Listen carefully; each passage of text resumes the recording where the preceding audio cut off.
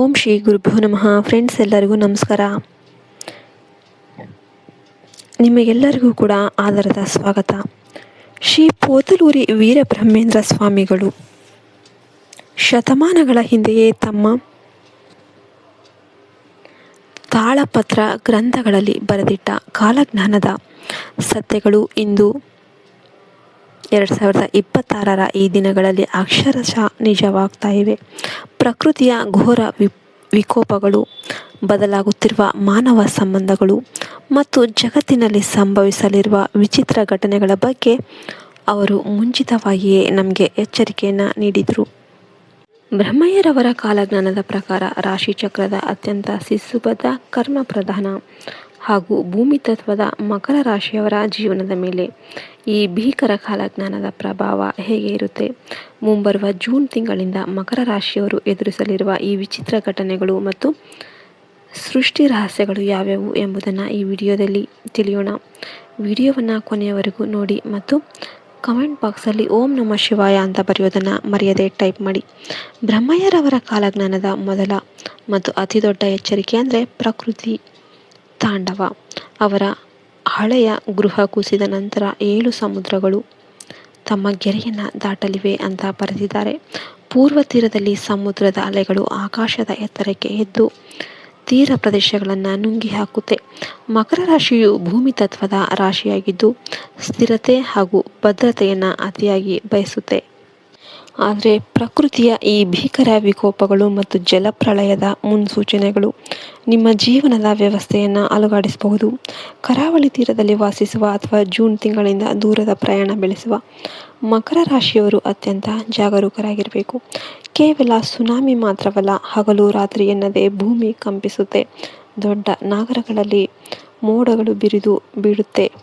ಹಳೆಯ ಕಟ್ಟಡಗಳು ನೆಲಸಮವಾಗುತ್ತೆ ಮತ್ತು ಕುಡಿಯೋದಕ್ಕೆ ನೀರು, ತಿನ್ನೋದಕ್ಕೆ ಅನ್ನ ಸಿಗದ ಪರಿಸ್ಥಿತಿ ಸೃಷ್ಟಿಯಾಗುತ್ತೆ ಅಂತ ಕಾಲಜ್ಞಾನ ಹೇಳುತ್ತೆ. ಋತುಗಳು ಸಂಪೂರ್ಣವಾಗಿ ಅಸ್ತವ್ಯಸ್ತವಾಗಲಿದ್ದು ಚಳಿಗಾಲ ಮತ್ತು ಮಳೆಗಾಲದ ವ್ಯತ್ಯಾಸವೇ ತಿಳಿಯದಂತೆ ಪ್ರಕೃತಿ ಮುನಿಸಿಕೊಳ್ಳುತ್ತೆ ಅಂತ ಬರೆದಿದ್ದಾರೆ. ಇಂಥ ಸಂದರ್ಭದಲ್ಲಿ ಮಕರ ರಾಶಿಯವರು ತಮ್ಮ ಸಹಜ ಗುಣವಾದ ತಾಳ್ಮೆ ಮತ್ತು ಮುನ್ನೆಚ್ಚರಿಕೆಯನ್ನು ಬಳಸಿಕೊಂಡು ಆಪತ್ತಿನಿಂದ ಪಾರಾಗೋದಕ್ಕೆ ಸಿದ್ಧತೆಯನ್ನು ಮಾಡಿಕೊಳ್ಬೇಕು. ಇನ್ನು ಆರ್ಥಿಕ ಜಗತ್ತಲ್ಲಿ ಸಂಭವಿಸಲಿರುವ ಬಿಕ್ಕಟ್ಟಿನ ಬಗ್ಗೆ ಬ್ರಹ್ಮಯ್ಯರವರು ಅದ್ಭುತವಾಗಿ ಹೇಳಿದ್ದಾರೆ.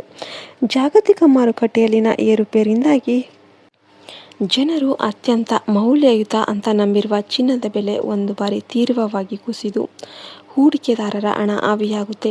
ಆದರೆ ನಂತರದ ದಿನಗಳಲ್ಲಿ ಇದೇ ಚಿನ್ನದ ಬೆಲೆ ಸವರ್ನ್ಗೆ 1 ಲಕ್ಷ ದಾಟುವ ಪರಿಸ್ಥಿತಿ ಕೂಡ ಬರುತ್ತೆ. ಚಿನ್ನಕ್ಕಾಗಿ ಜನರು ಬೀದಿಯಲ್ಲಿ ಹೊಡೆದಾಡುವ ದಿನಗಳು ಬರುತ್ತೆ. ಆದರೆ ಬೆಳ್ಳಿಯ ಮೌಲ್ಯ ಮಾತ್ರ ಹೆಚ್ಚಾಗುತ್ತೆ ಅಂತ ಬರೆದಿದ್ದಾರೆ. ಮಕರ ರಾಶಿಯ ಅಧಿಪತಿ ಶನಿದೇವನಾಗಿದ್ದು ಕಷ್ಟಪಟ್ಟು ಹಣ ಗಳಿಸುವುದು ಮತ್ತು ಉಳಿಸುವುದು ನಿಮಗೆ ಚೆನ್ನಾಗಿಯೇ ಗೊತ್ತು. ಆದರೆ ಈ ಕಾಲಜ್ಞಾನದ ಭವಿಷ್ಯವು ಮಕರ ರಾಶಿಯವರಿಗೆ ದೊಡ್ಡ ಎಚ್ಚರಿಕೆಯಾಗಿರುತ್ತೆ.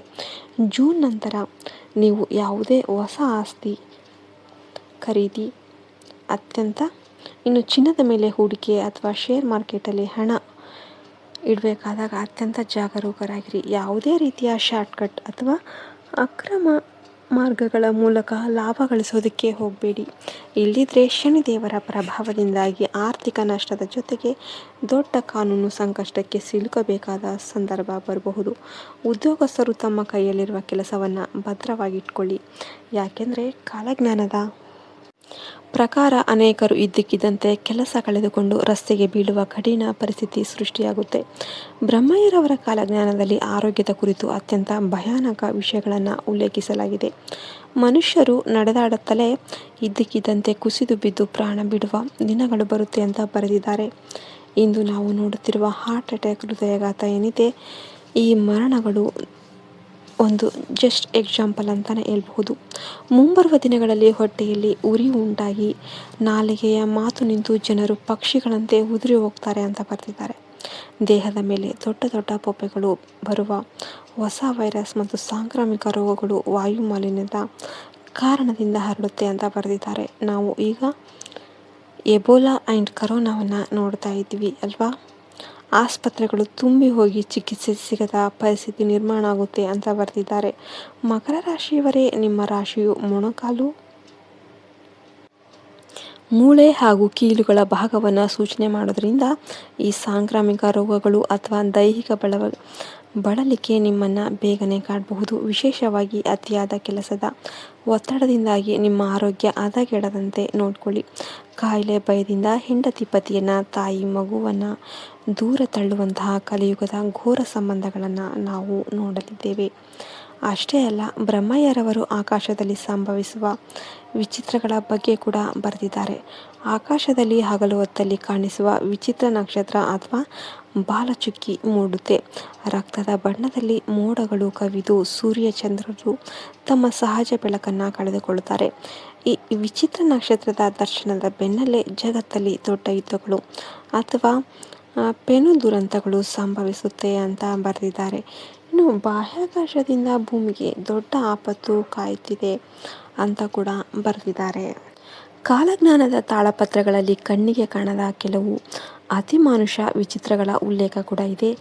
ಬೆನ್ನಿನ ಮೇಲೆ 2 ರೆಕ್ಕೆಗಳನ್ನು ಹೊಂದಿರುವ ವಿಚಿತ್ರ ಮನುಷ್ಯರು ಅಥವಾ ಏಲಿಯನ್ಸ್ ಮಾದರಿಯ ಜೀವಿಗಳು ಭೂಮಿಗೆ ಬರುತ್ತೆ ಅಂತ ಬರೆದಿದ್ದಾರೆ.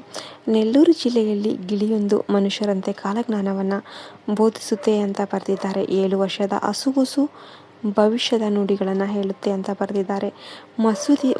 ಮಸೀದಿಯಲ್ಲಿ ಕಪ್ಪು ಹಂದಿಯನ್ನಿದೆ ಜನಿಸಿ ಮುಸ್ಲಿಂ ಬಾಂಧವರ ನಡುವೆ ಕಲಹ ಏರ್ಪಟ್ಟು ಆ ಜೀವಿ ಕೃಷ್ಣಾ ನದಿಯ ಬಳಿ ಮಾಯವಾಗುತ್ತೆ. ಇನ್ನು ಪಲ್ನಾಡಿಯಲ್ಲಿ ಕಾಕರಗಾಯಿ ಗಿಡಕ್ಕೆ ಮಾಗಿದ ಹುಣಸೆ ಹಣ್ಣುಗಳು ಬಿಡುತ್ತೆ.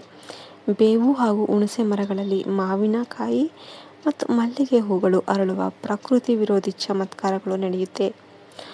ಇನ್ನು ಆಂಧ್ರದ ಇನುಪ ಸ್ತಂಭಕ್ಕೆ ಅಂದರೆ ಕಬ್ಬಿಣ ಸ್ತಂಭಕ್ಕೆ ಎಲೆಗಳು ಮತ್ತು ಹೂಗಳು ಮೂಡುತ್ತೆ. ಈ ಎಲ್ಲ ವಿಚಿತ್ರಗಳು ಕಲಿಯುಗದ ಅಂತ್ಯ ಹಾಗೂ ಮಹಾಪುರುಷನ ಆಗಮನದ ಮುನ್ಸೂಚನೆ ಆಗಿರುತ್ತೆ ಅಂತ ಕೂಡ ಸ್ವಾಮಿಯವರು ಬರೆದಿದ್ದಾರೆ. ನಿಮಗೆಲ್ಲ ಪಾರ್ಟ್ 2 ವಿಡಿಯೋ ಬೇಕಂದರೆ ಪಾರ್ಟ್ 2 ಅಂತ ಕಮೆಂಟ್ ಮಾಡಿ. ಮತ್ತು ವಿಡಿಯೋ ಲೈಕ್ ಅಂದರೆ ಲೈಕ್ ಮಾಡಿ. ಓಂ ನಮಃ ಶಿವಾಯ ಅಂತ ಕಮೆಂಟ್ ಮಾಡೋದನ್ನು ಮರಿಬೇಡಿ. ಜೈ ಹಿಂದ್, ಜೈ ಭಾರತ್ ಮಾತೆ. ಹರಿ ಓಂ ತತ್ಸತ್ ಸರ್ವ.